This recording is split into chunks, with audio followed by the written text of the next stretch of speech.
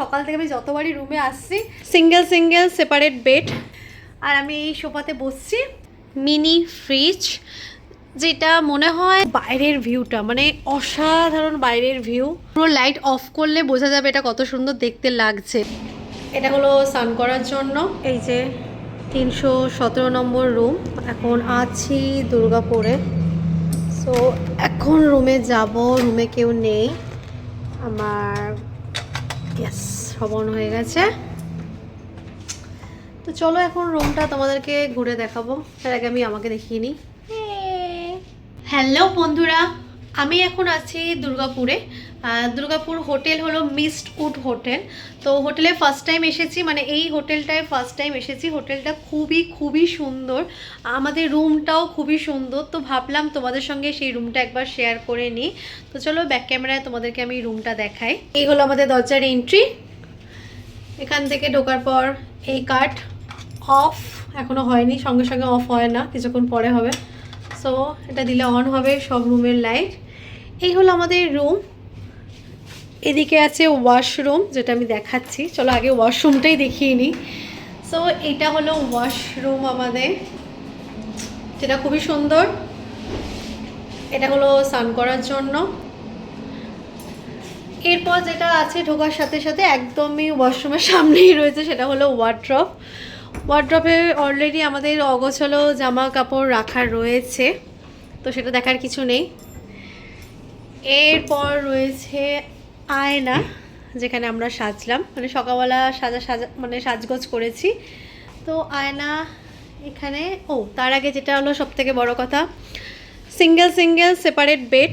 এই বেডটা আমার আছে, এই বেডটা আরেকজনের আছে। এখানেও আর কি আমরা সেপারেট বেড নিয়েছি। তো একটা জিনিস দেখাই, এখানে হলো বাইরের ভিউটা, মানে অসাধারণ বাইরের ভিউ।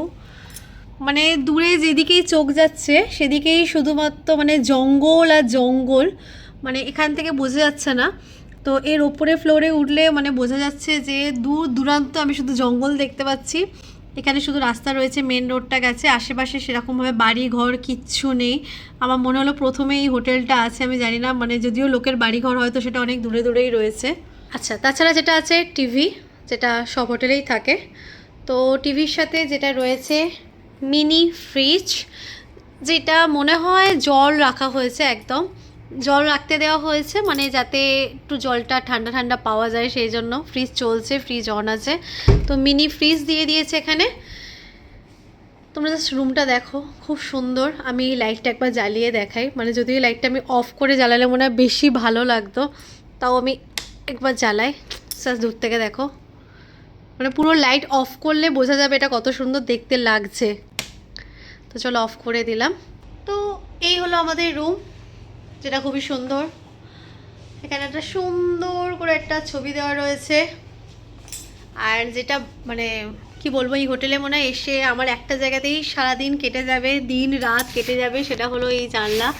মানে জানলার বাইরে এত ভালো লাগছে, যেটা বলে বোঝানো যাবে না যে এতটাই ভালো লাগছে। তো এই আমার বেড, আমি একটুখানি শুয়ে নিই, যেটা আসার পর থেকে আমি এখনও অবধি একবারও বেডে বসিনি। মানে আমার বেডটার হাল দেখলে বোঝা যাবে, মানে ওই দিকটা বসেছে শুয়েছে, আমারটা এখনও সুন্দর করে দেখো পাতানো রয়েছে।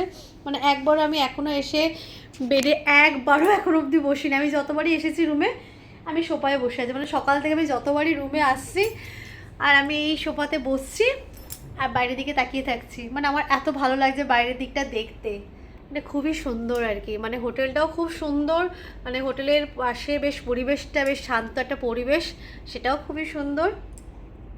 এটাই, আর কিছু না। চলো বাই, টাটা।